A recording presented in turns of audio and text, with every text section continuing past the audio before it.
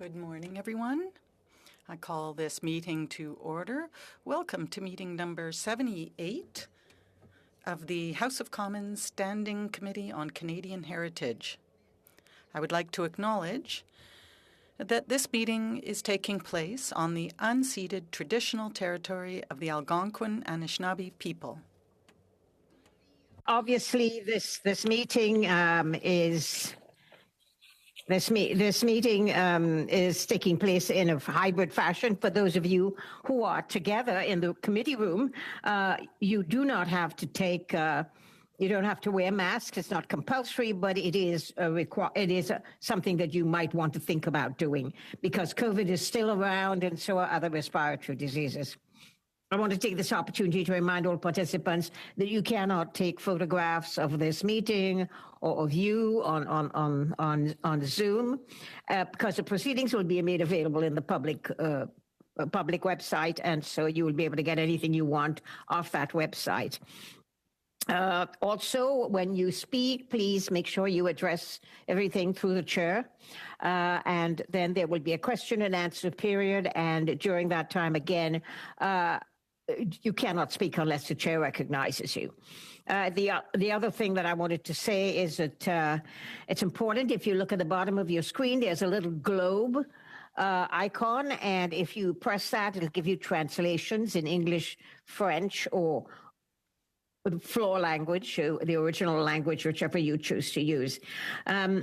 So pursuant to Standing Order 1082 and the motion adopted by the committee on Tuesday, September the 20th, 2022, the committee's meeting to continue its study on safe sport. Today, we have witnesses, quite a few very important witnesses who I gather have got expertise in this issue in different ways. We have Shauna Bukai, Manager, Equity, Diversity, Inclusion, and Student Experience by video conference. We have Whitney Bragagnolo, who PhD candidate for sport governance and anti-corruption consultant, Dr. Joël Carpentier, Professor, School of Management, Université du Québec à Montréal, Richard McLaren, Chief Executive Officer, McLaren Global Sports Solutions, Inc. Now, we have Egal Action, Sylvie Belleville, Director, Gender Equity.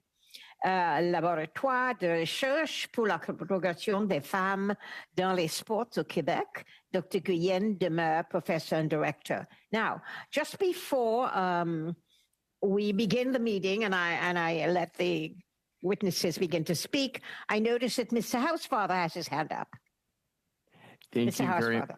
Thank you very much, Madam Chair. Madam Chair, there have been discussions amongst the parties over the weekend. I think we all were profoundly disturbed by the testimony of Mr. Reid, Stephen Reid, the former president of Canada Soccer, that came before us last week. And we recognize that we've heard from many former presidents of Canada Soccer, but we have not heard from the current president, Charmaine Crooks, who is now running for re-election. And I think that it is important that we do so as quickly as possible, given what occurred before the committee last week. So, Madam Chair, I believe you'll have unanimous consent if I make the following motion, that in relation to the committee's study on safe sport and the testimony we have heard from previous witnesses, that Canada Soccer President Charmaine Crooks be summoned to appear before the committee for 2 hours on Thursday, May the 4th, to clarify her position on issues surrounding Canada Soccer, including responses provided by previous witnesses. Thank you, Madam Chair. Thank you, Anthony. And so do I have anyone wishing to speak against this motion?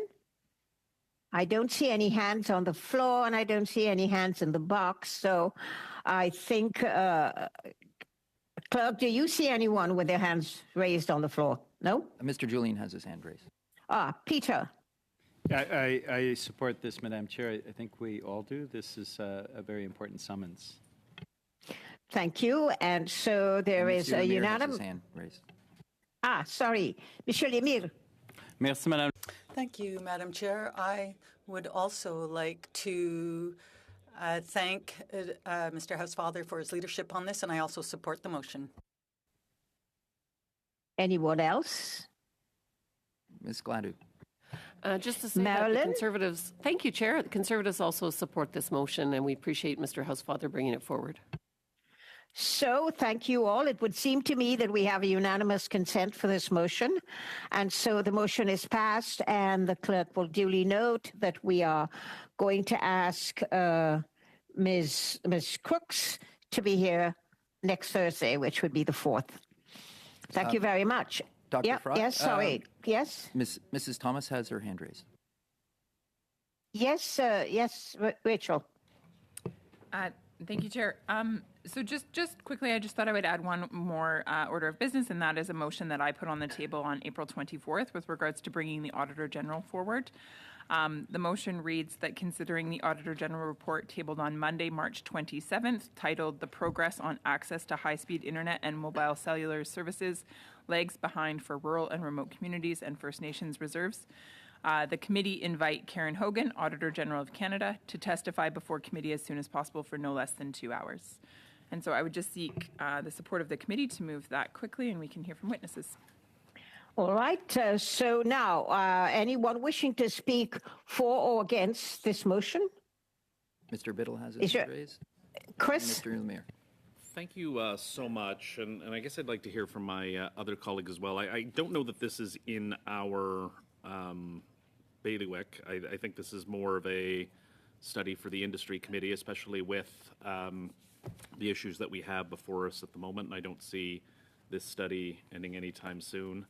I'm wondering if it's a better option to adjourn table debate on this, hear the witnesses, and have a business meeting in the near future so we can plan out what our committee's doing. With ultimately, I think this is probably something more for our colleagues on the industry committee to handle. Thank you, Chris. Sébastien? Thank you. I feel compelled to comment on this, given my two own areas of responsibility. I think that it might, yes, be a good idea to bring it before the committee and discuss it. I think it's essential that this motion be debated, but it may be the purview of the industry committee, so I'm willing to discuss it.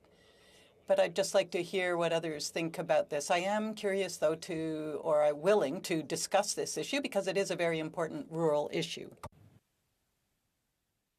Anybody else on the floor? I see no hands. Mrs. Thomas has her hand up. Yes, Rachel? Thank you, Chair. So I would just clarify that the Auditor General sent a letter both to this committee and to the Industry Committee offering to come and speak on this report. So given the Auditor General's letter indicating that she would like to come or that she would be willing to come, further to that, we know that funding, some of it comes from industry and some of it comes from Heritage Canada. And so it does fit nicely within this committee and its framework or its mandate. Thank you. Anyone else wishing to comment on this? I note that Mr. Lemire decided that we should debate this more fully. I think we have witnesses waiting, and I would wonder if I know that we are trying to have a business meeting coming up soon to discuss the parameters for a lot of work that we intend to do, that we are doing, etc. Ms. Thomas, how do you feel about putting this forward to a business meeting, or do you want to deal with it now? Chair, I have no problem doing that in the sense of I'm certainly wanting to get on with this meeting. I'm surprised that there wasn't unanimous consent, actually. Again, the Auditor General wrote to this committee offering to come. It's clearly within our purview, and it's I don't know. Anyways, it's not meant to be a complicated motion or to cause trouble, so I am confused by that. I would just highlight that I have had this tabled for since April 24th, and there just hasn't been opportunity to bring it forward. So I just wonder when that opportunity might present itself then, Chair.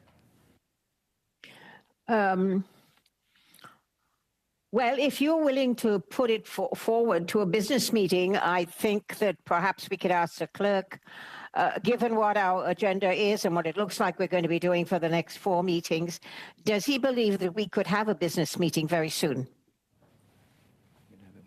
Mike, do you think there's room in terms of resources, etc.? Well, as far as resources, I would have to, the committee would have to put in a deviation request, which has been done. If you're speaking specifically about adding time to Thursday's meeting, we would have to wait and hear back if resources are available. Otherwise, the committee does have a full schedule with the May 8th meeting, so it would most likely be May 11th, Thursday, May 11th. Thank you. Obviously, pardon? Did someone ask a question?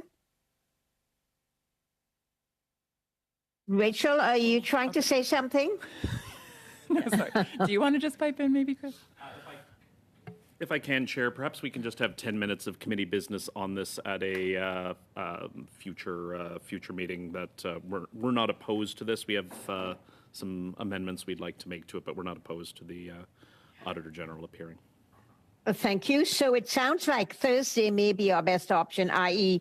the next meeting of this committee. If we can get an extra half an hour or something like that to be able to do this. So when will you know, Clerk, whether we can or cannot?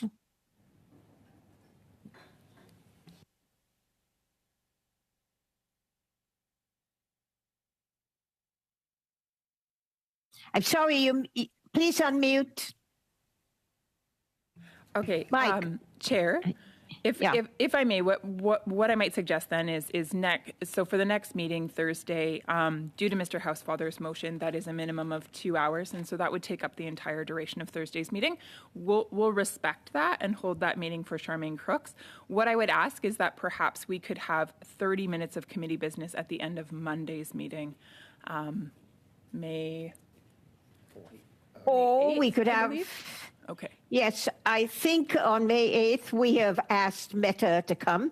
So that may be a 2-hour meeting as well. So we could, and that's what the clerk was mentioning earlier on, is that if we could get an extra half an hour, he submitted the request for that.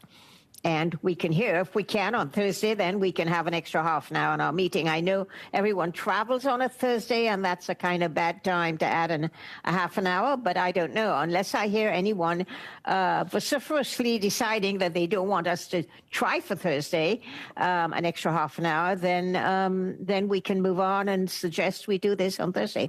Mr. Julian has his hand up. Peter. Chris, is this something? Thomas's suggestion is a good one, that we can do that. Yeah. Okay, so you're agreeing. Marilyn. Thank you, Chair. Just, the committee did agree that we weren't going to extend hours on Thursday because people have flights. And so I think the Tuesday recommendation is the best and would support putting extra, Monday. Monday would be better and would support, if we can get extra time, great. If not, taking the last 15 minutes of that meeting to do committee business. All right. Okay, so I think that's where we're going to go. So Clerk, we can try and do this on Monday for an extra 15 minutes at the end of the meeting. Thank you very much. Yes, Chris, go ahead. No, sorry, he's put his hand back down. Sorry. Oh, okay. Any hands that I can see? No. So obviously we're going to postpone this to Monday the 8th of May to discuss a small business meeting, 15 minutes to get some things done. Hearing no one objecting to that, I would like to let the clerk know that I think we're going to look at having some time to do that on Monday. Thank you very much. And now I want to move to the witnesses. Witnesses, you have 5 minutes each. I will shout out literally at 30 seconds before, just to give you time to wrap up. I know that saying 30 seconds tends to butt in, but I found that in the past, people don't look up if they're reading something and they don't see me frantically waving that there are 30 seconds left. So I will just shout out 30 seconds and you can wrap up. And you will have time during the question and answer section to elaborate on something you did not get to finish in your 5-minute presentation. So without further ado, we will begin with Shona Bukal. For 5 minutes, please, Ms. Bukal. Thank you, Madam Chair, for this opportunity to speak in front of the Standing Committee. I am not an Olympian. I'm not a national team coach. I'm not a researcher or scholar. I'm coming to you as a first-generation proud Jamaican Canadian who grew up in Scarborough, Ontario, with a background in amateur sport spanning over 30-plus years. My experience and thoughts that I'm going to share with you will come from a different lens. I'm a former grassroots athlete and coach turned amateur sport administrator and educator. Growing up in the sports system in 1990s, I was identified as an emerging Black leader and was able to take NCCP and leaders in training programs at no cost. I went on to complete 3 degrees in sport management and have been involved in almost every major sporting event that has come to Toronto since 2012. I was also an executive director of a provincial sport organization where I was the only Black female across the country to hold this position for 2 years. Sometime in the early 2000s, the sports system started to change. It went from a sport for all emphasis to a high performance focus. The emerging leader programs for minorities started to disappear. The emphasis and mandatory training started to become optional. Less and less focus was given to amateur sport and more emphasis was placed on national team athletes and podium finishes. 20 years later, here we are asking what went wrong and where do we go from here? When looking at safe sport, the first place everyone looks to are coaches. Back in the day, I remember watching my dad, who was a volunteer coach, and my mom, a volunteer team manager, go through mandatory training. Part of that included the mandatory background check every year and staying current in their NCCP training. Courses back then were also affordable and police background checks were free. Coaches would pay and then get a refund. Nowadays, some coaches, particularly minorities, do not have NCCP certification due to the high cost associated with courses.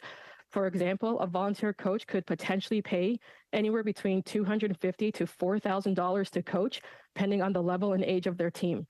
Because of this, it will unfortunately lead to a lot of coaches with incomplete training or good coaches not even getting a chance to coach at all because they are unable to complete their training required for them to become amateurs to coach in amateur sports. The Coaches Association of Ontario and Coaches Association of Canada used to be very involved in attending community events to help educate the community on all different programs they had to offer. Nowadays, grassroots organizations do not know the CAO or CAC exist because information does not flow top down. Some sport organizations do a great job in communicating to the community, while others do not. When people ask, where do we start for safe sport? In my opinion, true sport and responsible coaching movement need to be mandatory in amateur sport, much like High Five program is mandatory in recreational sport, especially for grassroots levels. Currently in Ontario, when you walk in a municipal recreation facility, there is a High Five poster, banner, or certification hanging. And if anybody wants to work with youth, they have to have High Five certification. This is non-negotiable. Why isn't the same standards held for true sport and RCM? We also need to make the effective governance training that the Canadian Centre for Ethics in Sports offers mandatory, as in my experience, board members in amateur sport do not know the difference between a governing board or a working board. CCES has many programs that they offer, however, very few people know about them because, just like me, many assume CCES only works in the area of anti-doping. In 2020, the murder of George Floyd was a wake-up call on racism across many sectors. Countries like Australia, New Zealand, the United Kingdom, United States responded by creating an equity, diversity, and inclusion sports strategy that included safe sport. 3 years later, I'm still waiting to see a central national EDI sports strategy here in Canada. For the past 8 months, I have been working as the manager of EDI and student experience for the Ontario University Athletics, where my main portfolios focus on EDI, women in sport, and safe sport. My position was made possible from the Making Progress Together report, which describes how the OUA is advancing toward a safe, equitable, and diverse culture. I have shared the report for your review. Over the past 8 months, we developed an anti-racism awareness week, revised our safe sport policy, and started execution in the Women in Sport plan. From June 23rd to 25th of this year, thanks to the support of the Ontario's MTCS, the OUA will be hosting a diversity and sport conference with a focus on the amateur sports sector. Emerging BIPOC leaders will have the opportunity to receive free NCCP training through this conference as well. All of my friends and family know how much I love quotes, so I would be remiss if I didn't take this opportunity to leave you with one. Just because the past didn't turn out the way you wanted it to, doesn't mean your future can't be better than you ever imagined. Thank you for granting me this opportunity to share my experiences and thoughts with you today. Thank you very much, Ms. Bukai. Very well. I didn't have to stop you at all. So that's cool. I'd like to get Ms. Bragnuolo from Sports Governance and Anti-Corruption. Please, Ms. Bragnuolo. Madam Chair, members of the committee, I express my gratitude for this invitation, the commitment towards addressing these critical concerns, and for your attention to the ethical evolution of Canadian sport. I'm here independently. What I mean by that is I do not work for, consult with, I'm not paid by any Canadian sport entity. I'm not affiliated with any Canadian academic institution or organization. I left Canada in 2016 and I reside in The Hague. This is of relevance. There are instances when increased objective scrutiny is necessary, impartial viewpoints mitigate risks of undue influence, and promote fact-based decision-making free from conflict of interest. Independence helps ensure that opinions are unbiased, fair, and just. I come from the field of risk, investigations, and sport integrity. I hold a master's degree in sport ethics and integrity, and I'm a PhD researcher in sport governance and anti-corruption. Many have requested this inquiry, myself included. And while some individuals may have valid reasons for opposing, it must also be understood that the existence of conflict of interest may be a reason why some actors are in opposition, as certain findings might directly or indirectly impact them. Moving forward, a lack of integrity and professional capacity may cause sport entities and individuals to reject interference from government or judicial authorities by appealing to sport's autonomy. The autonomy of sport in many cases can shield leadership from moral, social, and judicial scrutiny, resulting in institutions that are not accountable to anyone.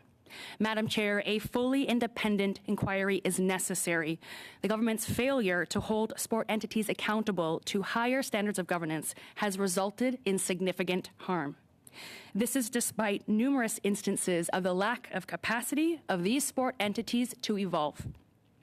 The government has a responsibility to ensure public health and safe sport. I offer 3 solutions to promote the ethical evolution of Canadian sport, where the integrity of sport governance is a vital pillar. 1, commence independent sport governance audits in the inquiry. Existing sport governance frameworks with global recognition and established history can be used to measure and define future requirements, setting the Canadian standard for expected practice. Accessible, transparent audits hold organizations accountable, measuring their capacity for ethical growth and advancement in the intended direction. 2, incorporate anonymous athlete and employee feedback in all governance audits. Despite being long ignored, athletes provide critical insight into vulnerabilities, risks, and opportunity. So even if things look perfect on paper, anonymous feedback helps ensure that policy, procedures, and people are fit for purpose. 3, establish conceptual clarity on what independence actually means. Entities around safe sport require independence to be effective. For any entity, things to consider. Is a sport organization funding the entity? Is a sport organization funding an entity involved in ongoing cases? Does the entity have any obligation to disclose info to a sport org? Does anyone within the entity have a personal connection? Does anyone within the entity have any history enabling abuse or corruption in sport at any level? Non-disclosure of negative findings hinders the integrity of investigations, accountability, and ethical growth. Independence is essential to prevent conflict of interest and enabling behavior. Not one current sport entity in Canada can be tasked to oversee this inquiry. It must be outside of sport. To close, a research finding from myself and colleague Yanai Lazama. Less than 1 in 5 survivors disclose their incident to a reporting mechanism. Ask me why. This helps conceptualize the institutional enablers that exist in our sports systems. It is poor governance that facilitates the continuation of the abuse of power. And this underscores why independence is so important and how even seemingly functioning systems can be insufficient. Thank you, Madam Chair. Thank you very much. And now I go to the next witness, who is Dr. Joël Copetier. For 5 minutes, please, Ms. Carpentier. Oui, bonjour. Good morning. I'd like to thank the committee for inviting me to share my experience, knowledge, and perspective on high-performance sport in general and high-performance sport in Canada specifically. I am a professor in the Department of Organization and Human Resources at the School of Management, Université du Québec à Montréal. I have a doctorate in social psychology, and I specialized in sport psychology. In my research, I am particularly interested in the coach-athlete relationship and the behaviors that coaches must adopt in order to promote both the performance and the well-being of athletes. I am myself a former national level athlete and coach, and I remain active in the world of high-performance sport as a consultant in performance psychology, as a speaker and trainer for coaches and sport organizations, as well as a national official and a member of the board of directors of a provincial federation. Today, it is mainly the scientific knowledge about the impact of the social environment on the development of athletes that I'd like to bring to your attention. Scientific studies are clear. Environments that focus strictly on performance are harmful to human beings, and generally, these are the environments that generate the worst long-term results. In these kinds of environments, individuals are willing to do anything to achieve immediate results, even to take actions or make decisions that may be destructive to themselves, to others, or to their organization. The Canadian sports system, and particularly the way it is funded, is based primarily on achieving quick results. Making funding dependent on short-term performance leads federations to demand immediate results in order to maintain their funding and consequently keep their federation alive. So this leads them to tolerate unacceptable behavior by some coaches, administrators, or athletes in the name of short-term results. Furthermore, this kind of system funds the same federations, the same sports, the same coaches, and the same ways of doing things to the detriment of innovation, diversity, and well-being. Tolerating and even implicitly encouraging such destructive behaviors contributes to the establishment of a sport culture where these behaviors become the norm. So the time has come to truly educate all stakeholders in the Canadian sports system about what is acceptable behavior and what should be considered unacceptable in sport. For too long, the results-based system has tolerated unacceptable behaviors in the name of performance, to the point where everyone has come to believe that these behaviors are acceptable and sometimes even desirable. In recent months, several coaches have been singled out, fairly so, for inappropriate behavior towards athletes. However, one must also question how the sport system influences and even encourages these behaviors. A system that is focused on results and even worse on achieving results quickly puts pressure on coaches, who in turn transfer this pressure to the athletes. It is therefore time to not only point the finger at coaches, but to train, coach, and support them. They must be trained on the components of a healthy coach-athlete relationship, on the behaviors to adopt and those to avoid in order to promote this healthy relationship, on the mental health of the athletes. It's also time to coach them on how to deal with the problems of the athletes.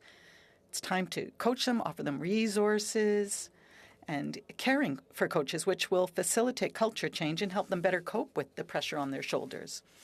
In conclusion, creating a safer and healthier sport environment in Canada requires, among other things, an overhaul of the funding system, education of the public and sports stakeholders to change norms and culture, training and equipping coaches, focusing on athlete and coach well-being, giving athletes a voice and empowering them to create their optimal training environment. Current funding produces medals in the short term, but at the cost of the mental and physical health of athletes in the long term. Scientific studies have shown that it is possible to achieve the same results, win the same number of medals, but at a lower cost. Science also tells us that creating a healthy environment focused on the athlete's well-being rather than on performance will produce just as good results and even better results in the long run. It is time to stop acting on instinct or tradition and choose to rely on the science that is available. We must resist the temptation to focus on what is easily visible, such as performance, and start looking at what is invisible and yet enables these results. We need to ask the federations to make visible some of those ingredients that we have not tended to pay attention to so far, such as athlete well-being, the meaning behind the commitment to sport, skill development, and building healthy social relationships. We must focus on the long-term development of our athletes and give time and space to the various actors to do things right. It's important to remember that results are really only a consequence of doing things right and should not be the goal in itself. Thank you, Dr. Carpentier. And now we go to Mr. McLaren for 5 minutes, please. Mr. McLaren.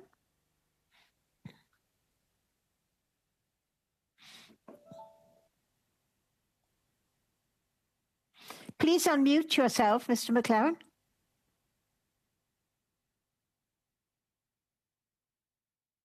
Please unmute yourself. Sorry. Thank you. That's great. My apologies. That's all right. Madam Chair and members of the committee, thank you for giving me the opportunity to share my observations pertaining to the critical issue of safe sport in Canada. McLaren Global Sport Solutions, or MGSS as it's known, focuses on investigations, governance reviews of organizations in Canada and globally. Our work relates to a variety of integrity issues, including safe sport, the use of performance-enhancing drugs, competition manipulation, fraud, other forms of corruption, and the overarching governance integrity issues arising therefrom. I hold appointments as the Independent Integrity Officer for the International Basketball Federation, known as PIBA, the International Boxing Association, the IBA, and as the Chief Anti-Corruption Officer for professional tennis worldwide. I also am the independent third party for the Table Tennis Canada. Over my career, I've had and led complex investigations involving corruption in international boxing, weightlifting, and many other sports, including investigations for the World Anti-Doping Agency that revealed state-sponsored doping of athletes by Russia at the Sochi Olympics and in a number of Russian sports, particularly athletics. One recent example of my international work in safe sport involved a complex investigation of sexual allegations against basketball and state officials in Mali. Following reports by the Human Rights Watch published in the New York Times. My team conducted a comprehensive independent investigation focused on the systemic sexual abuse against members of young female basketball players that report and all our other reports are public and published on my company's website. My international experience is important to share with you because, unfortunately, safe sport is an international issue and not simply a Canadian one. Consider, for example, in the sport of gymnastics, there have been no less than 6 major national reviews into the sport, including those in the UK, Australia, New Zealand, Switzerland, the Netherlands, and of course the United States, of which most members of the committee, I'm sure, are familiar. Let me turn to 2 examples of recent work in Canada by MGSS, namely our 2022 independent review of Canada's soccer, also referred to as the CSA, and our 2023 report on Gymnastics Canada. We also did a report in 2021 on how to establish a national independent safe sport agency in Canada. In Canada Soccer, we were tasked to review the institutional response to harassment allegations made in 2008 against former U20 women's national team coach Bob Berardi. The members of this committee are familiar with this saga through the courageous testimony of Andrea Neal and others. We found that Canada Soccer had fairly robust safe sport policies and investigation procedures at the time. However, there was little attention paid to safe sport amongst the executive ranks and the CSA, who did not follow their own written policies. The joint investigation of Berardi, conducted in 2008 by Canada Soccer and Major League Soccer's Vancouver Whitecaps, was severely flawed. For example, no written report was issued by the investigator, and no minutes were created of any of the processes or decisions made by the CSA's board of directors. There was no transparency. A flaw we found repeatedly in sport reasonable policies are not enforced. On the recommendation of the investigator, the CSA Executive Committee voted to terminate Berardi in October 2008. However, rather than terminate him, there was a negotiated exit. Berardi was allowed to resign, characterized as a mutual parting of ways by the CSA. The real reasons for his sudden departure were couched as personal reasons in a press conference where some of the female complainants were present and knew otherwise. Exits for personal reasons is the frequently used euphemism to hide improper conduct and to avoid follow-up actions. Such an approach, regrettably, is common in sport. The record and the real reasons for termination are hidden thanks to the negotiated exit by resignation. It also allows the perpetrator to inflict abuse in future positions. Can you wrap up, please, Mr. McCarron? Yes, I can. Let me just go to my summary. My observations are that sports organizations generally have reasonable policies and other tools to use in abuse and safe sport matters. However, the policies typically are not enforced. There is also limited accountability, a lack of courage to publicly state reasons for an individual's exit. Negotiated exits are the easy way out. They keep the dirty laundry hidden, but have harmful ripple effects. Athletes and parents who know the truth do not trust sports administrators. They fear retaliation and have little or no protection if they become a whistleblower. Thank you, Mr. McLaren. And I think you can elaborate during the question and answer period on some of the things you wanted to say. Thank you very much. I now go to Ms. Beliveau, Director of Gender Equity. For 5 minutes, please, Ms. Beliveau. Merci, Madame. Thank you very much, Madam Chair. And thank you for giving me this opportunity to appear before the committee on behalf of Égale Action. I have been the director for 1 year of gender equity. We have been working for about 20 years in order to make the sports system in Quebec equal and egalitarian for women and girls, and to support them in realizing their full potential. Now, in terms of safe practice of sport in Canada, I'd like to say first that we have to continue putting the priority on actions to protect victims by improving those mechanisms that can help them, whether that have to be tools to prevent abuse and all forms of violence at all levels in all contexts of sport practice, and implement whistleblower channels. Second, we believe that there has to be more action and work with sport organizations. That's what we try to do at Égale Action.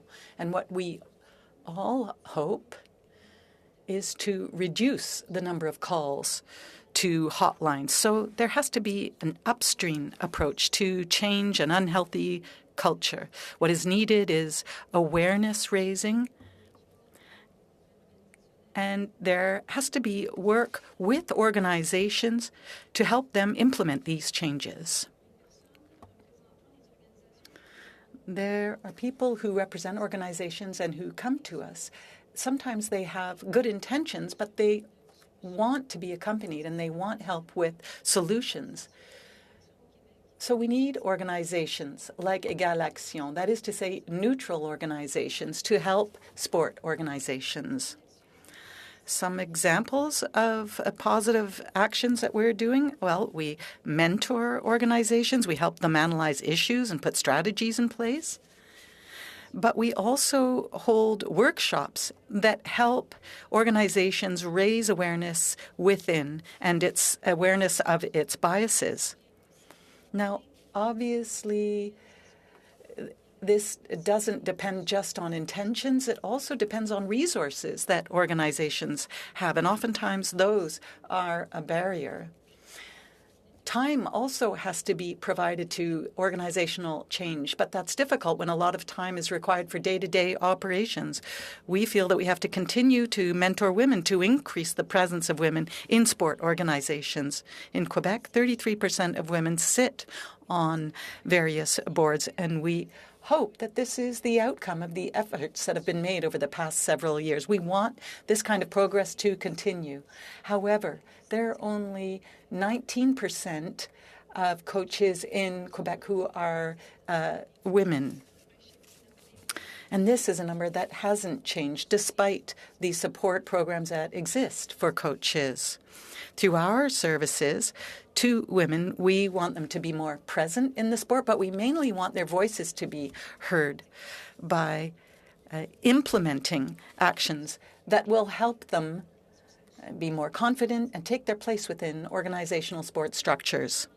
Finally, so that these policies remain, there have to be the resources for that. We feel that actions have to be put in place to measure culture change and measure those actions themselves. That will allow us to measure and evaluate actions to benchmark as well as reorient organizations in order to make them accountable.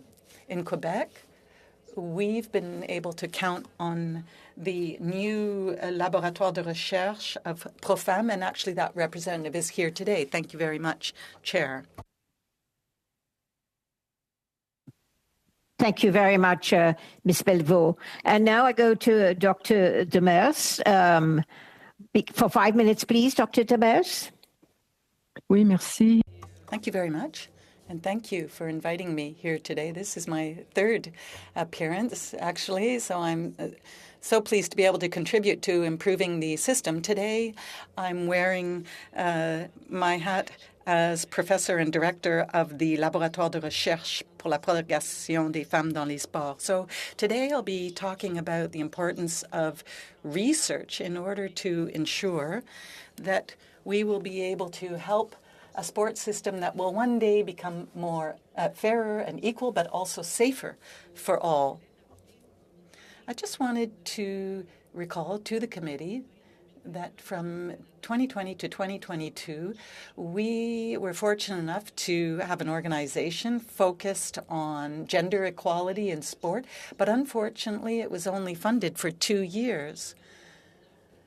And I was fortunate enough to be a co-director along with Gretchen Kirk of this organization. I'm sure you've heard her on safety in sport. And this is so unfortunate because we had started putting in place a structure to support the sports structure and to support others like yourselves to be able to take enlightened and evidence-based decisions. Research should be at the heart of all initiatives that are put in place. Every time something is proposed, every time a structure or a solution is going to be put in place, it must be evidence-based. It must be assessed in order to see if there's an impact. And to come back to the comments of the first witnesses' points, who made a quote, I am also going to quote, is this. Over and over and expecting different results. Et je pense qu'au Canada, on a... An Einstein quote, and I think that that has often been done in Canada. We often have good ideas and they're put in place, but one of my first messages is that anything has to be evidence-based and assessed. My colleague Joël spoke to this a little bit. That is research. What have we learned through research? Well, in terms of safety in sport, in many sectors, we've found that the more women there are in positions of leadership, the bigger the impact on things like reduction in violence and harassment, whether that be in the workplace or even in prisons in Canada. When there are more security guards who are women, you see physical violence almost being eliminated in federal prisons. So there are documents and research that show that the more women there are, the more positive an impact there is on the quality of the workplace or the space in general. And Sylvie referred to the percentage of female coaches in Canada. This is a global issue. Our athletes are mainly coached by men, probably 80% and sometimes more in some sports. So research is absolutely essential. Number two, I have colleagues who spoke to this as well, and that's the issue of accountability. Funding should be tied to accountability. And for that, I think we need an organization that will collect data. Once again, I'm tying this to research. If the government, and I hope it will, were to decide to reinvest in that organization on gender equality in sport, this would mean that we would have independent research that could ensure the follow-up in terms of accountability. And this could then feed into policies and decision-making, whether it have to do with funding structures. And by the way, I do appreciate the presentation of Marie-Joëlle, because she said that if funding is only linked to performance, well, then the system will just continue the way it is and abuse will continue for athletes, because we'll only be seeking medals under that system. Last, Sylvie also raised this. It has to do with training. We have to remember that there are many people in the sports system who give their heart and soul to sports, whether it be managers or whether it be coaches. They all need support to implement a safe sports system in Canada. Thank you. Thank you very much, Dr. Demers. And now we're going to go to the question and answer component of the meeting. And we begin. The first round is a 6-minute round. And we begin with the Conservative Party with Marilyn Gladu. Ms. Gladu, 6 minutes, please. Thank you, Chair, and thank you to all of the witnesses for your appearance today. I'm going to start with Mr. McLaren. You've got a lot of experience both looking into organizations of sport within Canada as well as internationally. And so could you talk about common themes that you see between sports organizations that need to be addressed and key recommendations that you would have for the federal government to act on? Oh, thank you for the question. I agree with the last speaker's point. Accountability is a significant problem, and many sports have reasonably robust policies, but they don't use them.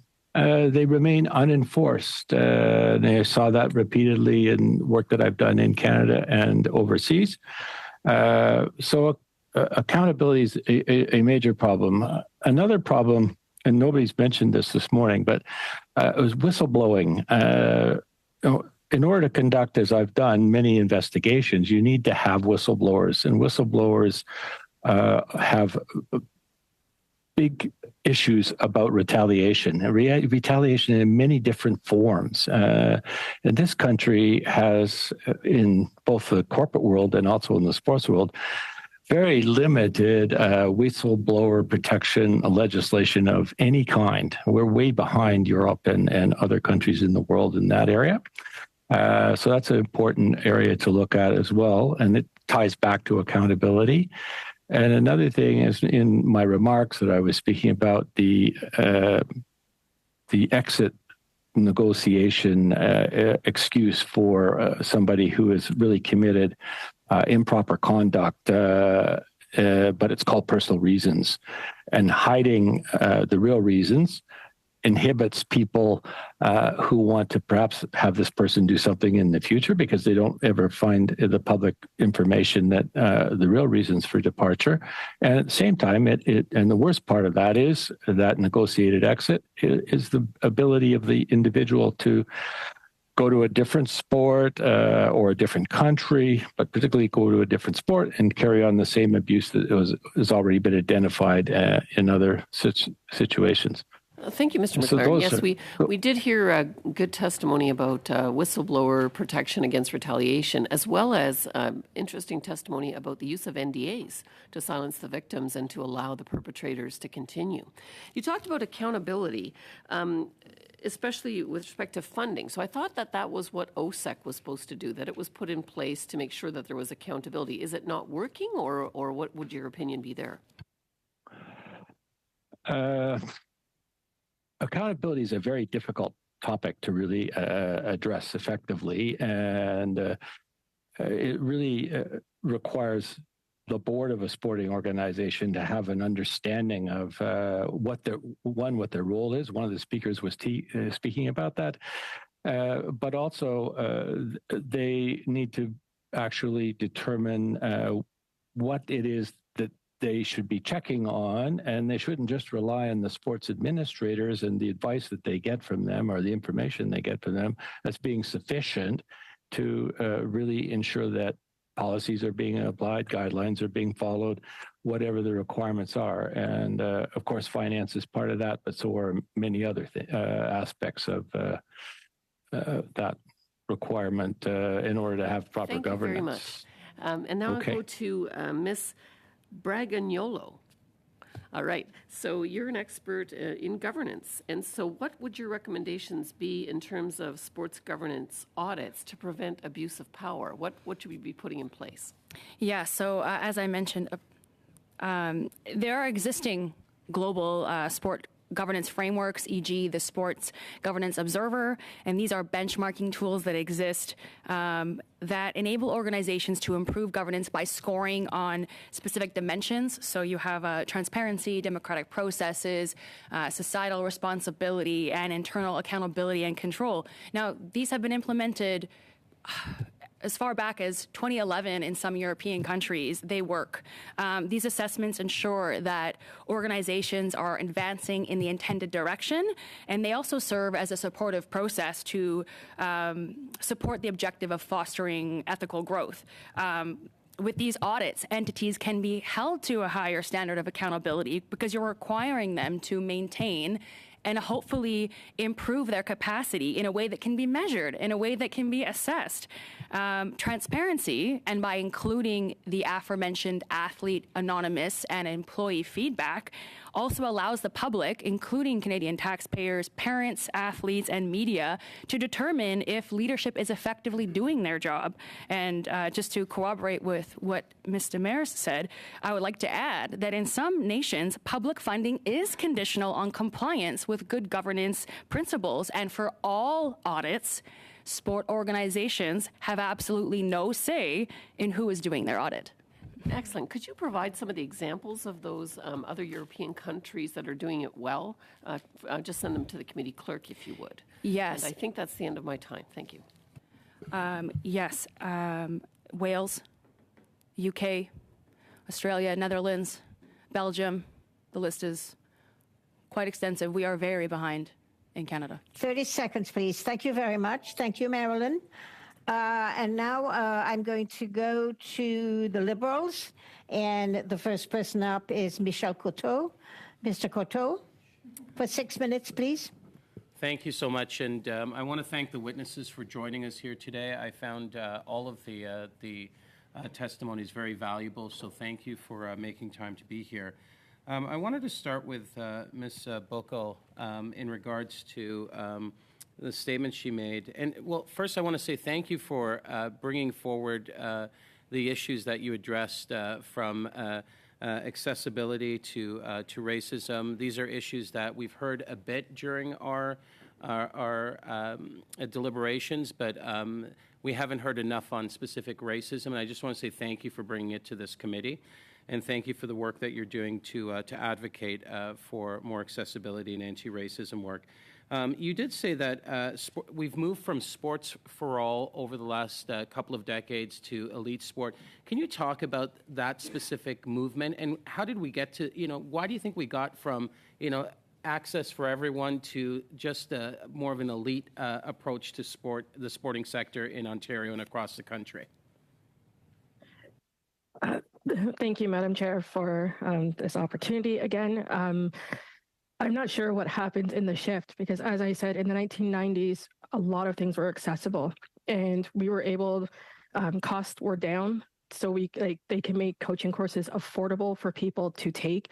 And also it was all mandatory, but then when it came down to competition and everybody wanted that gold, everybody wanted to be number one in the world. And what we would hear from the grassroots level is, well, being a first world country, why aren't we in the top 5? Why aren't we in the top 3? Or how come other countries that don't have as many resources as us are beating us? And then we just started seeing the shift of a lot of funding going towards high performance, and less was happening on the amateur sports side. And when people look at the sporting funnel system, you have to get your athletes from somewhere, and that somewhere is amateur sports. But now that funnel is getting smaller and smaller because a lot of people can't afford sports. And then to get these high profile coaches or to help pay athletes, some of the sporting organizations put that cost on the coach certification programs. Like to take one class, it's $300. And a lot of people can't afford that. I've got 6 minutes, not to be disrespectful, but I just want to ask you, I wanted to ask you a few more questions, specifically about racism, the anti-racism work you're doing. We see in the media constantly overt cases of racism, but there's also the hidden face of racism in many different sectors. From your experience, have you witnessed, either directly or indirectly, forms of racism that may be more covert than overt? Definitely have witnessed it and experienced it. Unfortunately, everybody can say they want to be more diverse in hiring. People are saying they want to put in place anti-racism or have more minorities in certain positions to show that, we are to represent our country, but like people's actions are not matching their words. For example, right now we have 63 NSO leaders and 3 of them are minorities out of 63. People keep saying that there aren't a lot of minorities to hire in certain positions, but they always, when minorities do apply for positions, they will say, well, you don't have enough experience in the sports sector. So it's like they're saying one thing and doing another. It hasn't been matching. And the only reason why I keep doing what I'm doing is to really help bring a voice to it, because I'm that voice for people that can't sit at that table right now. And I'm hoping that we can definitely see change by bringing some of the programs that worked in the 1990s, because that's when sport was for all and everybody felt included. I'm going to jump back in. So I've done a little bit of research. I've seen out in British Columbia, in Manitoba, actually, even different provinces putting in anti-racism strategy through their Play Safe strategies. Manitoba, I think, just announced a couple of weeks ago an investment into an anti-racism strategy. You talked about your organization's anti-racism strategy. I also noticed that anti-racism in sport and the Sports for Life, just based on a little bit of research I've done, that there's been a federal commitment to invest into programs to combat systemic racism. From your perspective, our governments, and I mean this broad-based provincial and the federal government, are we doing enough, or is there a lot more work to do when it comes to investing into organizations to look for ways to combat systemic racism? There's a lot more to do. Not enough is being done. And to be honest, giving money to NSOs is like putting a Band-Aid on a solution, because a lot of those NSOs are turning around and using that money for something else and not doing what it was meant to be for. Like they would combine another program with it instead of it just being for an anti-racism or a BIPOC program. They would somehow collaborate it with another program to help fund another position. Organizations like Canadian Tire, Jumpstart, like Kids Sport, those are the organizations that the governments should be working with, because they see things from a broader lens. And when you want to look at organizations that believe in the anti-racism and look at diversity, it is through Jumpstart and Kids Sport Ontario or Participaction or YMCA and those programs that they have, and not necessarily just keep giving more money to the NSOs. Last question. You put forward an anti-racism strategy for your organization. What are a couple of the big strategies that you think organizations can put in place now in order to combat systemic racism? Number one, don't put an anti-racism strategy the same month as an Asian hate or Black History Month. Like they should be separate, because these are things that shouldn't be done just for the 28 days a month or 30 days a month. It should be 365. Also, let your employees feel like it's not a checkbox, like you are invested in them and their stories and what they can bring to the table. So what we do with our anti-racism is we want to make sure that we're hearing people's stories and not just writing their stories so we can put it on a poster or put it out there, but letting them be involved in the process at the same time. And that's where we have an apprentice program where we have emerging BIPOC leaders working with me this summer to help us make sure that we're sharing their stories and sharing their journey and understanding things from their perspective and not just what we see in the media. The chair is about to jump in, but I wanted to say thank you for being here today, and thank you for sharing your insight. You're welcome. Thank you, Mr. Coteau. And now I go to the Bloc Québécois, Sébastien Lemire, for 6 minutes. Sébastien? Merci. Thank you very much, Madam Chair. And I'm going to begin with Ms. Bragagnolo. Thank you very much for your opening remarks and for all your contributions and the model that you have spoken to us about. My first question is this. I'd like to ask you what you think about an independent judicial inquiry in order to shed light on abuse in sports in Canada, and if and what that inquiry should involve. I'd also like to know if you make the distinction between An investigation. an inquiry and investigation, because in French it's the same word, but in English there are two different words for it. So I'd like to hear your thoughts on this. So thank you, Madam Chair. For the inquiry, as per my recommendations, I do strongly believe that we need to begin with commencing independent sport governance audits. I believe the government had made a commitment or has said in the past that they will audit our NSOs and sport entities, but have not done so. I believe that is a priority and an immediate must. Again, this cannot be done by any current entity in Canada right now, any sport entity. It must be done by an entity outside of sport. I believe that we should be using the existing sport governance frameworks that are proven, that are effective, that have been tested globally.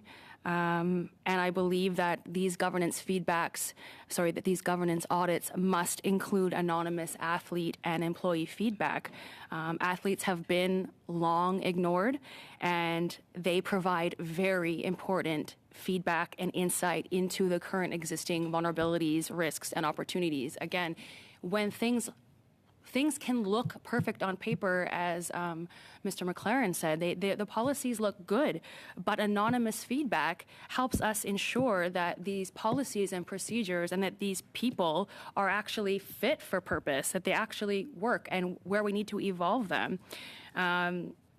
With transparent audits, we are able to hold people accountable and organizations accountable in a way that can be measured and assessed.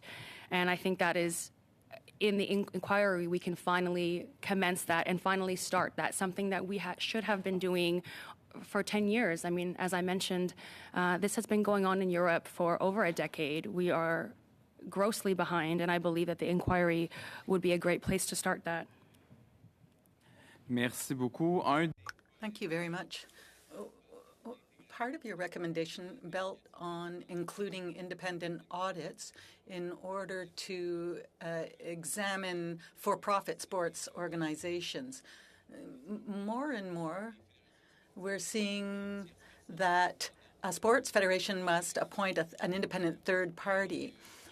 And actually, this is sort of coming from business or going to business. There are private entities that are the ones who are being able to do this. So what I'd like to know is what you think about these new parties that are being created and whether they really have the necessary independence to bring about a change in culture in the sports world.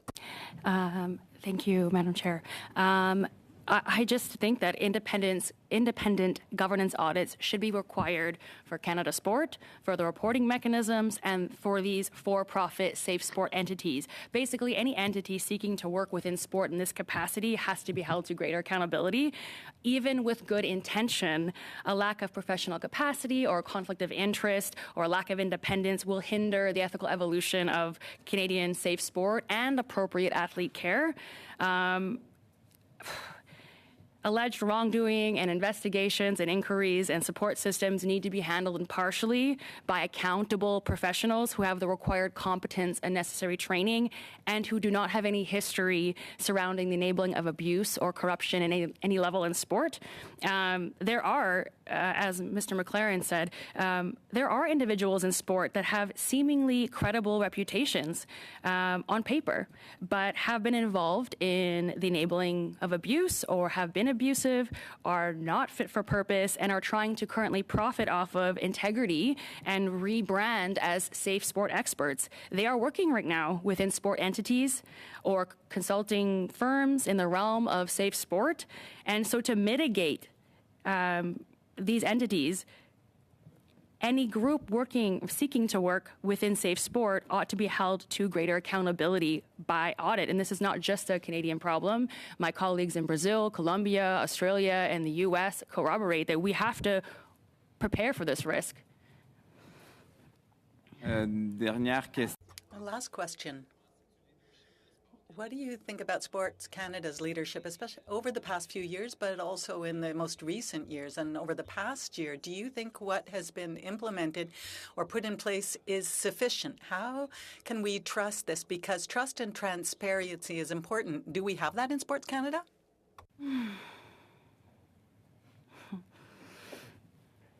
I am concerned about conflict of interests in Canadian sport right now. And this is in situations, for example, where legal professionals, academics, or consulting firms are hired by sport organizations to advise or to provide guidance on evolving their operations. And the same entity might be involved with investigations for misconduct. This can lead to pressure, and I think has led to pressure in minimizing issues. And I think this compromises the credibility and partiality of the organization and of investigations. And these scenarios should not even be possible. Even if people are acting in good faith, it should not be possible. And it's no surprise to me that some entities do not want an inquiry. And this is what governance audits help avoid. They help Thank you very much. Thank you. Can the floor turn off its mics, please, because we're getting an echo. And I would like to ask witnesses, if they are answering questions, to please try not to hit the table as you're emphasizing something. It does lead to a sort of a banging noise that bothers the interpreters a little bit. Thank you very much. And now go to the New Democratic Party. Mr. Julian Peter, for 6 minutes, please. Thank you, Madam Chair, and thank you to all our witnesses. You've been giving us some very important testimony this morning, and we know full well that national sports organizations are in crisis. We saw that with Hockey Canada, we've seen it with Canada Soccer, we've seen it with many organizations. So I would like to begin by asking Ms. Béliveau, Ms. Carpentier, and Ms. Demers the three following questions. And if you could be succinct, that would help. First question, do you agree with the idea of a national inquiry, public national inquiry, that would get to the bottom of things on these issues? The issue of safety in Canadian sport. Second, do you think it is appropriate that Sports Canada continues to fund organizations like Hockey Canada, even though it doesn't necessarily meet all the objectives that are important in order to ensure the safe practice of sport, the public and the athletes? And third, Hockey Canada continues to sign non-disclosure agreements with victims. Do you feel that that is appropriate, or do you feel that victims should not be made to sign these NDAs?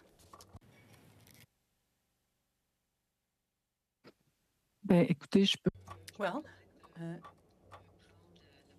perhaps I can take the first question on a national inquiry.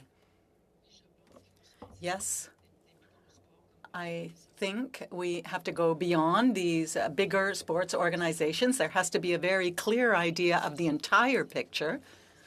And that being said, I think it's very important for there to be follow-ups, because it's all very well to have reports sitting on shelves. However, we only have a small idea right now of the extent of the problem. Your colleagues have spoken to this. This is the tip of the iceberg, and I think a national inquiry would be appropriate. And to the two others on the issue of NDAs, well, I'll let my colleagues respond. However, in terms of NDAs, my problem with this is that the victims should be protected first and foremost. those are the individuals who are in the best position to know what it means to disclose or not. So I am very reticent about making NDAs mandatory or making it obligatory. One must never lose sight of the impact that this has on the victims. Go ahead, Sylvie. I also agree with the holding of a national public inquiry. In terms of the second question that referred to funding, and I hope I'm answering your question when I say this, but I think that we have to review the funding structure in order to encourage well-being over performance alone. And I think Ms. Carpentier also referred to that. Merci, Madame. Thank you very much. Ms. Carpentier? Well, I can only agree with what my colleague said in terms of a national public inquiry. And I think Hockey Canada has been paid a lot of attention because they're a huge national sports organization. So perhaps that kind of encouraged passionate responses on the part of many people. But there are many, many organizations involved, and we have to understand this phenomena throughout sports in Canada because these problems exist and resemble each other in all these places. Now, in terms of Hockey Canada and others, is that we have to decide and review what are the objectives to or the criteria for receiving funding. And if an organization does not meet the criteria, then that funding shouldn't happen. However, what we have to ask ourselves is what are those criteria and objectives? That should be the dashboard in order to determine the health of the organization that's receiving the funding. So, and health isn't only about results. It's an approach that is centered and focused on the well-being of athletes. Thank you very much. I'm sorry, I'll have to continue, but thank you. Questions then to Madame Bragdegnodo, Ms. Buccal, and Mr. McLaren. Is it appropriate for Sports Canada to restore financing when a national sports organization is not meeting obligations? And how do you feel about this Hockey Canada's insistence on obliging victims to sign a non-disclosure agreement? This is something that has been raised continuously as a problem. It's not the victim's choice in this case, and many people in sports believe the victim should have some say in the matter. I'll start with you, Madame Bragdegnodo. Yes, thank you, Madam Chair. As I mentioned, some countries already require compliance with good governance standards as a condition for funding. I absolutely think that is something that needs to be considered. Regarding non-reporting, the research that I did with my colleague, Yanai Lazama, was around sextortion on sport. And we asked questions about non-reporting. And we wanted to know why are people not reporting. Just for clarity, sextortion is the abuse of power for sexual benefit.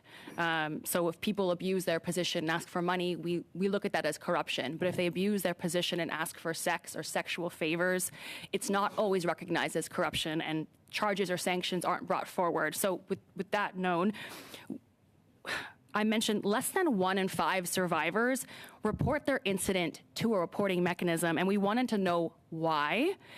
The top reasons that survivors did not disclose, 60% said, I did not trust anything would be done by my organization to help me. The second reason, 59% said, I did not trust my perpetrator would be punished. 52% said, I was concerned reporting would negatively impact my career. And this highlights the overall lack of trust in our sport institutions, and that's trust that must be earned. And to follow up with what Ms. Buccal said, at the grassroots level, we found with sextortion specifically, the risk is much higher. And in Canada, this is a significantly underserved area, as current attention and resources have gone and primarily focused on the elite level. For Indigenous respondents, community-based sport was the most reported level for survivor victims, nearly doubling the risk of their white counterparts. Can you wrap up, please? Thank you very much, Ms. Bragdegnodo. All right, and now we go to the second round. This is a 5-minute round, and we begin with the Conservatives. for Rachel Thomas. Rachel, 5 minutes, please. Thank you, Chair. And thank you to the witnesses for taking the time to be here with us today. My first question goes to Mr. McLaren, and that is, you said in your opening remarks, I believe it was, that we should attach funding to accountability. Now, here in Canada, I believe that's in part what OSIC is supposed to be all about with regards to national sport organizations and receiving funding from Sport Canada. But I'm curious as to why this isn't working. Oh, I think part of the reason it's not working is the limited jurisdiction that Sport Canada has, because the jurisdiction in sport really lies with the provinces, and the spending power of the federal government is used to influence sport through different programs that they have at the top of the system. So a national sports body is under the influence of the spending power of the federal government, but many of those organizations don't have much control or even good communications, in my experience, with their provincial counterparts. And even the provincial counterparts don't necessarily connect with the clubs and let's call it the grassroots level. So it's very hard to, through the funding power of the federal government, which is really their only jurisdiction in this field, influence what's happening, particularly down at the grassroots level. And that's a structural problem we have, which ties to the division of powers between the federal and provincial governments. I do think you can get around that, but you need to develop the relationship from the grassroots and from the club to the provincial sporting organization and then to the national sporting organization. And there's many of those are very fractious relationships. And that's part of why I think the system doesn't work. So I guess I'm just curious then, how can that better be tied together? How do we bring about that greater accountability that you're talking about with regards to provincial bodies? That's, I think, very difficult in the structure we have to do, but it definitely has to focus on the quality of the people that you have at the national board level, and that they have an understanding that while they can't demand what the provincial organization or the lower down in the grassroots level, that they attempt to communicate the policies in a way that they encourage the implementation of them at those levels. I think that's one way of curing it. I'm sure there are others. So I guess this is what I'm curious about, though. Like the federal sport minister, she did urge provincial and territorial counterparts to establish independent mechanisms in this regard, but there doesn't seem to be follow through or adequate actions being taken. So what do you make of that in terms of the changes that are needed there? Well, again, I go back to the dysfunction of the whole system. The different provincial bodies don't necessarily cooperate with each other particularly and have useful interchange. And then the provincial sport organization doesn't implement what was being done in the next province. There's a lack of overall cooperation. So with that, how do you achieve accountability of what they're doing? And all the federal minister can do is encourage that there be better discussions and more cooperation, but they don't really have an effective tool to go beyond that. The provinces have all of those legislative powers. Ms. Bragg-Agnolo, I'm curious on your take. You've also talked about the need for accountability. We know that Hockey Canada, for example, had its funding suspended and then recently restored. In my estimation and in the estimation of many other critics, there wasn't sufficient evidence to restore that funding. What type of message does that send in terms of the establishment of sport culture in a country when that happens? 30 seconds, please. yeah, again, as I mentioned, I think that we're so behind by not having these governance audits across the country. We need, as Mr. McLaren said, appropriate professionals who have the appropriate capacity, and audits will ensure that organizations are capable and are doing what they say they are going to do.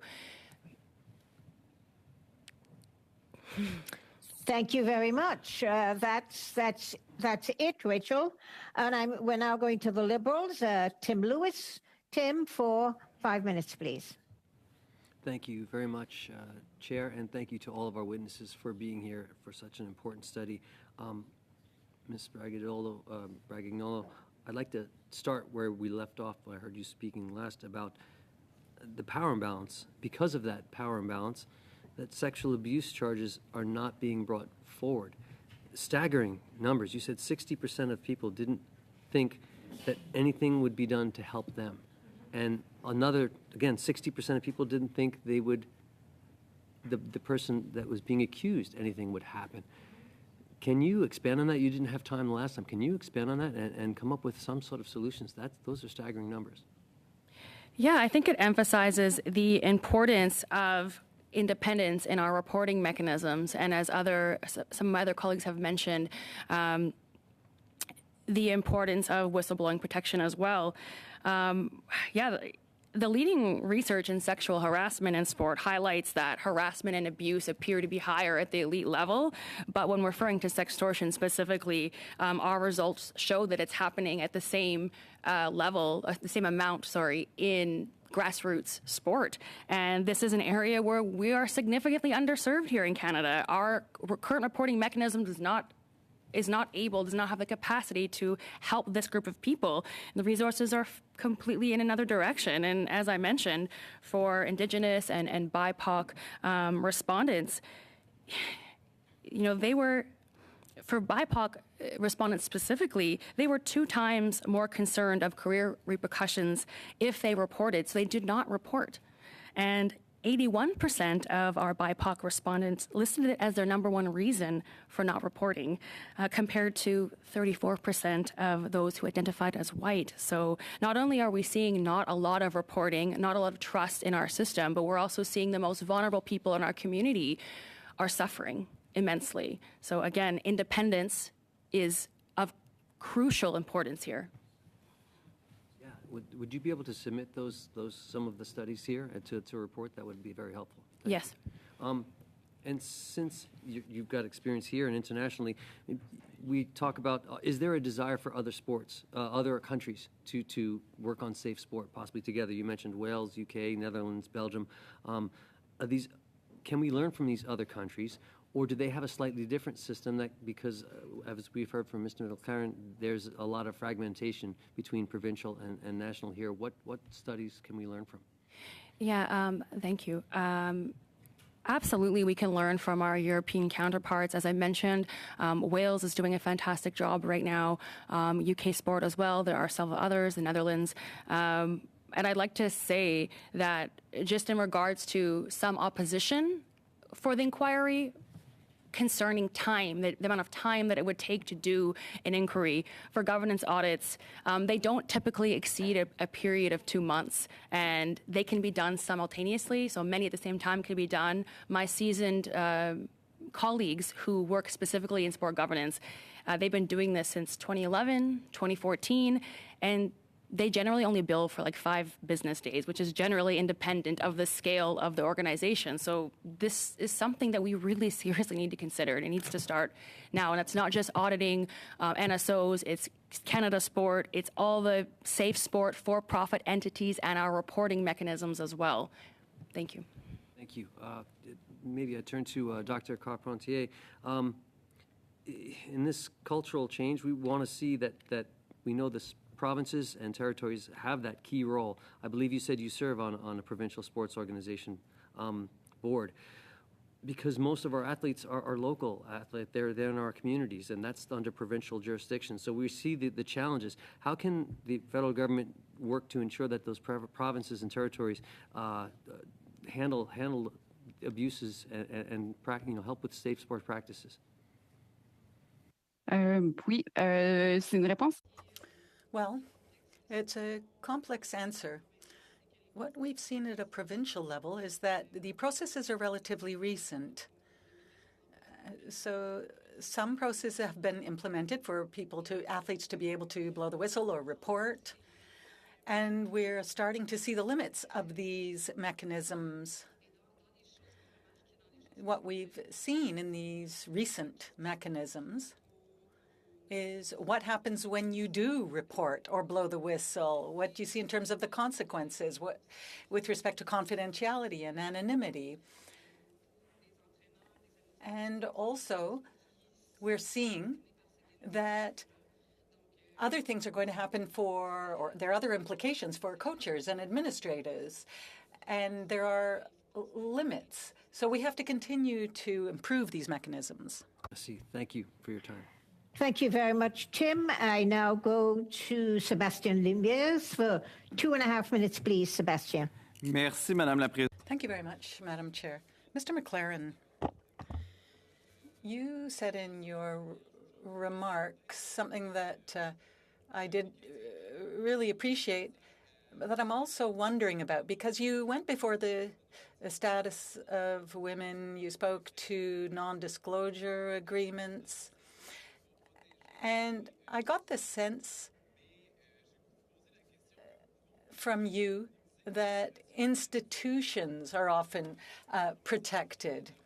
You know, what can we do to deal with people like Mr. Reid, Mr. Montagliani? They may actually be able to use the kinds of things you've said and you do to actually slow things down, protect themselves. They're kind of relying on reports, really, for the public to forget. And we end up waiting and forgetting. Well, I'm not quite sure how to answer your question, sir. There's no doubt that sports administrators often try to protect themselves rather than a greater objective of what the sport administration and the sporting body are actually there to do and trying to do. That, however, when it comes to work that I do, like investigative work, and I had this conversation with the board of Canada Soccer. I was unwilling to do any work with them unless, and any work that I did was totally put into the public domain after it was completed. And I had to actually appear before the board to persuade them that that was the right way to go. And eventually they agreed with that. And so my report is totally in the public. I wouldn't have done the work if it was not. So I think when you're doing independent work, that's an important feature to remember. Make sure it has to be made public. But even so, yes, sports administrators can take the report. If it give you a long enough period of time, people may lose interest in the particular issues that you're looking at. I don't think that's true of some of the topics that we're talking about today with respect to safe sport. I don't think people lose interest. Some other forms of corruption, fraud, et cetera, yes, that happens.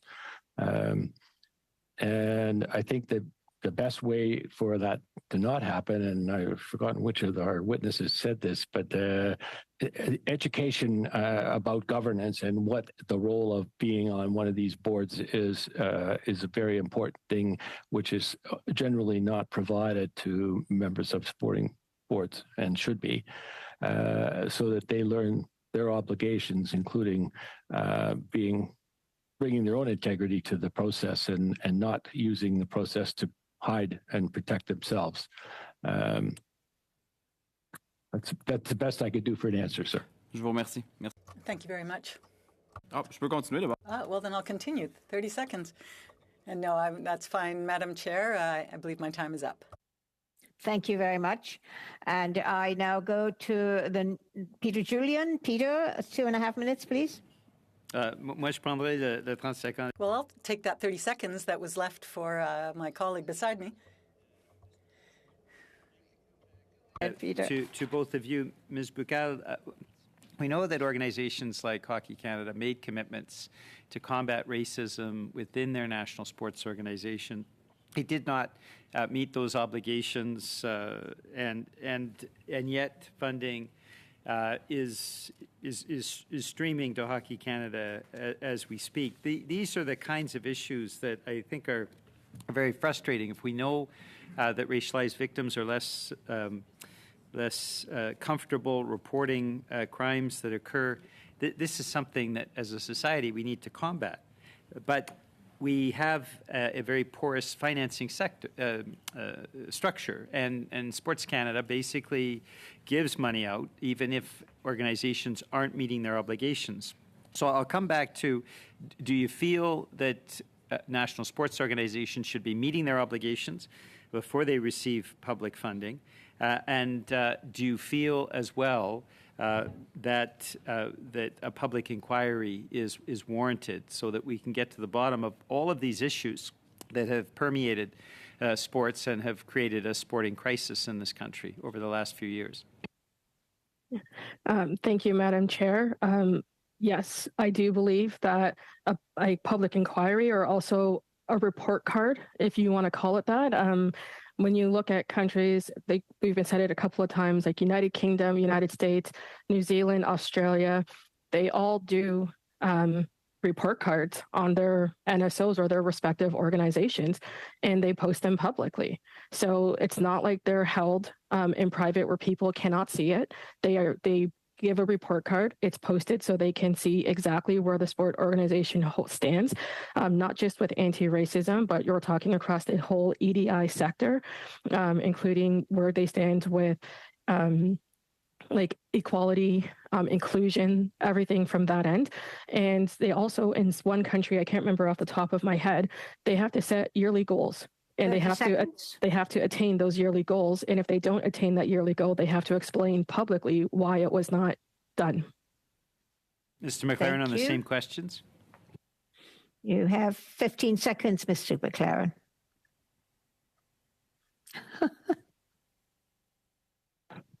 Sorry, I wasn't unmuted. One of the things that I think we need to have audits. I agree with that.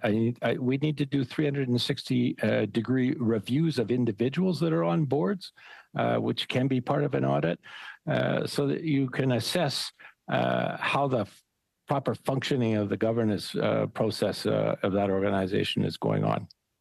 Thank you very much. I now go to Kevin Waugh for 5 minutes, please, Kevin. Thank you, Madam Chair. Interesting. Do we blow up Sport Canada? They're part of the problem here. They know firsthand. They were told by gymnastics they have an issue. They were told by Hockey Canada they had an issue, did nothing. The funding should have been pulled on Hockey Canada in 2018. It wasn't. So what do we do with Sport Canada? It's almost like, what do we do with OSIC? Because Mr. McLaren, I'll go to you. You've hit it right on. The grassroots could care less about the provincial bodies. Provincial bodies could care less about the national bodies. So here you've got OSIC gobbling up lots of money, and realistically, all they have to worry about, I guess, would be the national bodies, because I know the provincial authorities could care less about OSIC and either grassroots. You've mentioned it, and I've talked about it for a long time here. This is the problem we have in sports in the country, where grassroots could care less about provincial authorities and vice versa. So, you know, that's a problem we have in this country right now, and it's a deep problem. Mr. McLaren, comment on that. Well, I agree with you. It's a major problem. It's been part of all the work that I've done in Canada and observed. And the funding that OSIC has, for example, can only go to the elite high-performance athletes who are under the governorship and control authority of the National Sporting Organization. They don't have the authority to go any further. There are some mechanisms by way of which you could develop a grassroots club, provincial, federal, national body structure and buy into a much better system that we have, but that would have to come from the bottom up. It can't come from the top down. That's the problem. The top down doesn't have the authority, the jurisdiction, and many of our sporting bodies nationally don't get along well with their provincial, and then that problem carries on all the way down the chain from there. We should look for good examples of clubs and then provincial organizations and national. There are a couple that operate well and effectively and try and encourage that. But that's the way out of that problem, I think. Thank you, Ms. Braggignolo. I saw your head bobbing there. Your thoughts on what I just said? I think something that is worth mentioning is the need for, again, accountability, but also appropriate capacity of those in boards and those running NSOs. And at any level, to address this, there's a need for interdisciplinary teams who should be undertaking these safe sport investigations, audits, inquiries, reporting mechanisms. And by interdisciplinary teams, I mean those that include independent sport governance experts, certified registered mental health professionals, and human rights legal professionals. These kinds of people are crucial, but it is not common practice here. Like, advanced specific expertise is required to help with these kinds of assessments, but having a law degree or having extensive experience in governance or being an athlete does not necessarily equate to appropriate expertise in handling abuse and allegations in a trauma-informed, survivor-centric manner, especially if your governance experience is solely in a system that has been broken. I think that these governance audits will help determine the capacity and also help these organizations evolve. For them to realize where some of their holes are. For example, the lack of registered certified mental health professionals, the lack of ethicists on ethics committees, the lack of sports governance independent professionals, or if entities that are hired are not considering gender mainstreaming or intersectionality, they don't represent that in their practice. These are all current problems in the Canadian sport landscape, and so we can use this interdisciplinary experts to help us assess these type of governance audits to make sure people that are running our sport are able to do 30 seconds. Okay, I want to go to Dr. Compartier because you mentioned result-based systems, and yet in Canada it's all high performance. How do you tell the public the difference and that everything shouldn't be on the table for high performance when in fact it should be just for participation and building up to high performance, which could take decades in this country? Well, currently the funding system in Canada is based on medal potential and short-term results. In other countries, however, there is funding that is based on potential over 12 years or on development over 12, 15 years. And so you can still be in the Olympic cycle. But here, that means that you're focused on high performance, and it doesn't give people the opportunity earlier on to be able to participate and put in place mechanisms that allow for long-term development. So when I'm talking about there being a problem with the funding, that's what I meant. Thank you, Dr. Carpentier. We've gone well over time on that one. And then we go to the Liberals, and we have Ms. Hepner, Lisa. No, I think it's Chris Biddle. For 5 minutes? It's actually Mr. Biddle. Thanks, Chair.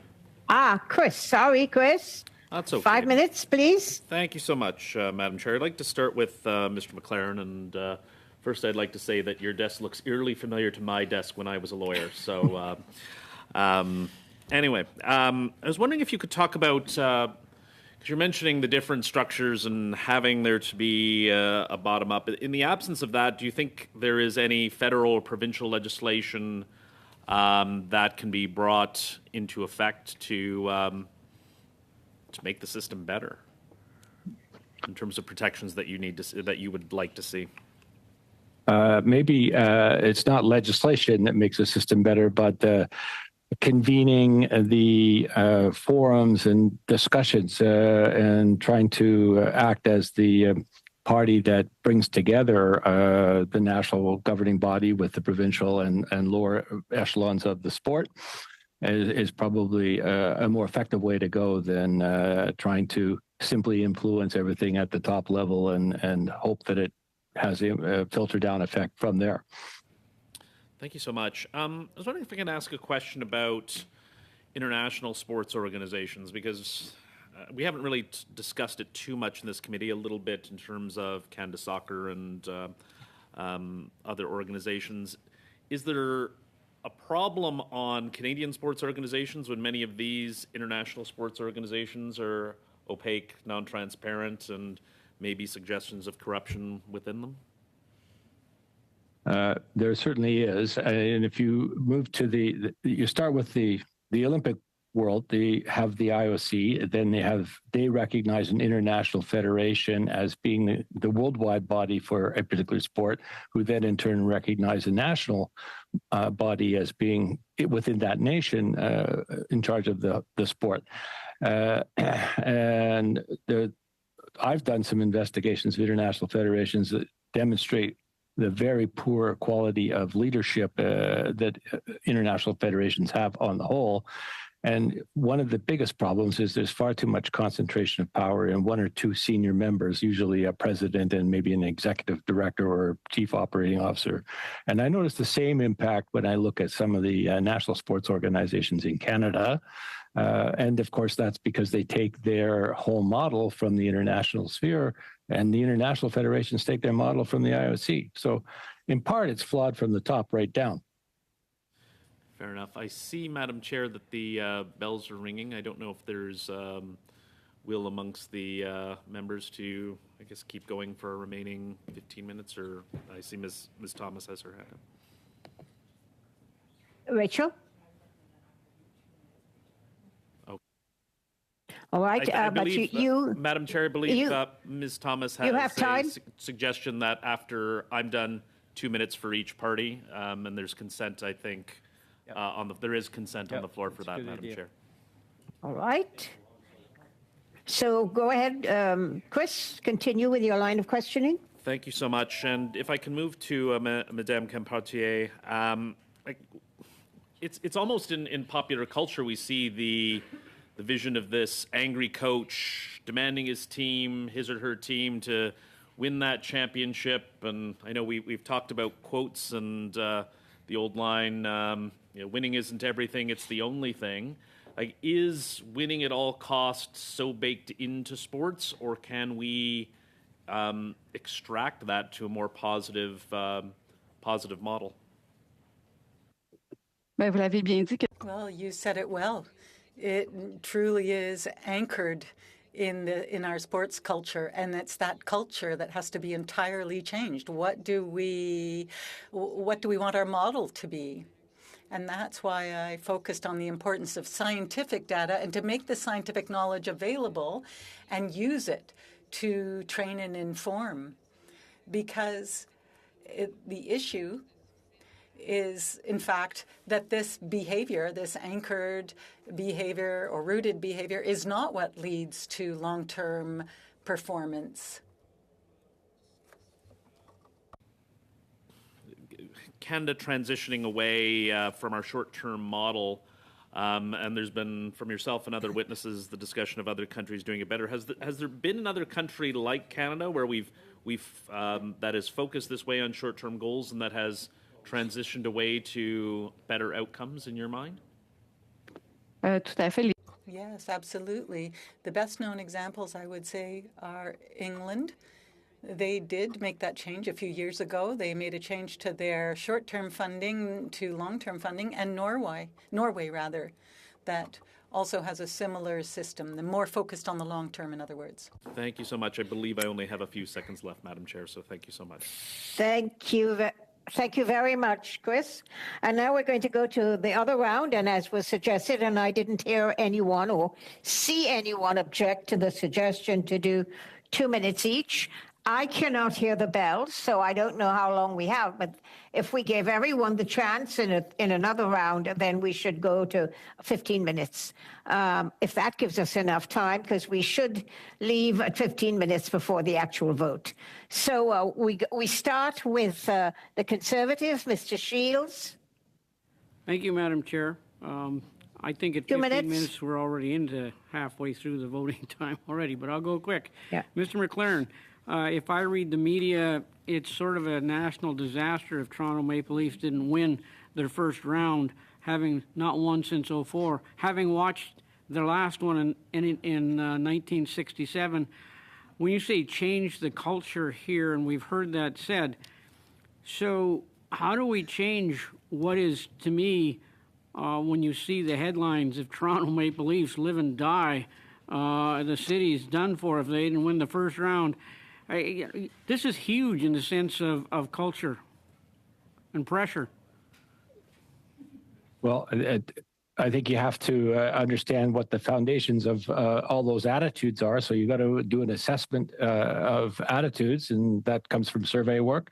We did this with Gymnastics Canada, and then you have to establish a multidisciplinary group that cover all of the requirements. So now we're talking about psychology, medicine, psychiatry, all along with marketing and finance and all the other traditional areas of sports governance, and you have to put them all together and get working on what are the foundational problems that you have in hockey or you have in gymnastics or any other sport, and then from that work on what are the changes that need to be undertaken to change the attitudes, change the culture. So FIFA, when it becomes money, in a sense of what we've seen in FIFA over the last 50 years, so when money shows up as part of Canadian soccer, all of a sudden we now have a whole lot of problems in Canadian soccer at the professional level. Is money the root of this? Money can be and is in some cases a corrupting factor for sure. How do we solve that one? I'm not sure I have a good answer for that, sir. Thank you, Madam Chair. Thank you, Mr. Shields. And then I now go to Mr. Housefather for the Liberals. Anthony, 2 minutes, please. Thank you, Madam Chair. Excuse me, one sec. I apologize. I didn't think we were getting to me. My question is for Mr. McLaren. Mr. McLaren, you did your very, very good report on the Bob Berardi case at Canada Soccer. And the question for you is, we have Charmaine Crooks, the president of Canada Soccer, coming to us on Thursday. What are the questions you would like to ask Ms. Crooks about the way Canada Soccer handled the Berardi case? Well, of course, she wasn't involved in that at all. She wasn't part of the executive board or any of those decisions, because that was 2008, and her role is much more recent than that. But I think the questions are, why was it necessary to have this negative exit, as I described it in my remarks, which allows somebody to leave an organization and the real reasons for doing so are not revealed and never enter the public domain? Then why they failed to keep records? There was no investigation report. There was no board minutes. There was no transparency in the governance process. And what have you done now to change how those things would be handled, were you were required to do some other investigation in 2023? So 30 seconds. Thank you. Mr. McLaren, she was part of the board more recently when your report was done. She has been part of the board for the last many years. And it took until after your report and Mr. Berardi being convicted for the board to make any announcement about Mr. Berardi being suspended from soccer. Do you believe Canada Soccer is now being more diligent based on all of the facts you've seen? Please give us a very terse reply, Mr. McLaren. I think they need to be more open and forthright in their replies. Thank you very Chair. much. Thank you, Anthony. And I go to very quickly for 2 minutes to Sébastien Lemire. Sébastien, 2 minutes. Merci, Madame la Thank you, Madam Chair. Mr. McLaren, your report would ask for any whistleblowing mechanisms to be focused on victims. Now that you've heard the experts say that names should be anonymous and that there can be repeat trauma for victims and that they need to have services, would you perhaps regret that recommendation? Do you not think that that confidentiality should be maintained so that victims will participate and be able to shed light on reports and mechanisms, but be protected at the same time? If you think that I suggested that wasn't important, I either misspoke or you have a misunderstanding, because I think confidentiality is extremely important. And in fact, the only way that you can really work with a whistleblower is that they have sufficient trust that confidentiality will be maintained. Because their real fear, their biggest fear is retaliation, either by other athletes, other coaches, or members of the sport. So I think fundamental to whistleblowing need is confidentiality and protection. And when you conduct an 30 seconds. investigation, Je really, peut-être 30 secondes, Madame Bragagnolo. Perhaps Ms. Bragagnolo can take the last 30 seconds. Oh, okay. Thank you, Madam Chair. I think it's important that we have, as I mentioned, certified, registered mental health professionals involved. And as well, I think it's overlooked the amount of sports lawyers that are in the Canadian system. I would argue that human rights lawyers would be better equipped to handle abuse cases due to their specialized knowledge in areas such as gender-based violence, discrimination, and human rights violations. Additionally, they may approach cases from a more broader perspective that takes into account gender mainstreaming and intersectionality, and also looks at the root causes. Thank you. We have a vote call. Merci. And I'm sorry, we really need to let Peter Julian have his 2 minutes. Thank you very much. I'm so sorry to cut you guys off. Peter, 2 minutes. Thank you, Madam Chair. Mr. McLaren, you probably saw the testimony from Stephen Reid a few days ago at committee. I was shocked. I think all members of the committee were shocked to hear that he felt completely powerless to stop in any way a convicted sexual offender, Bob Arata, from accessing more victims. Do you believe that that is true, that people in positions of responsibility are powerless to stop these perpetrators, these offenders, from accessing victims? And what would you suggest that we might ask Canada Soccer President Charmaine Crooks when she comes, as she is summoned to come this Thursday?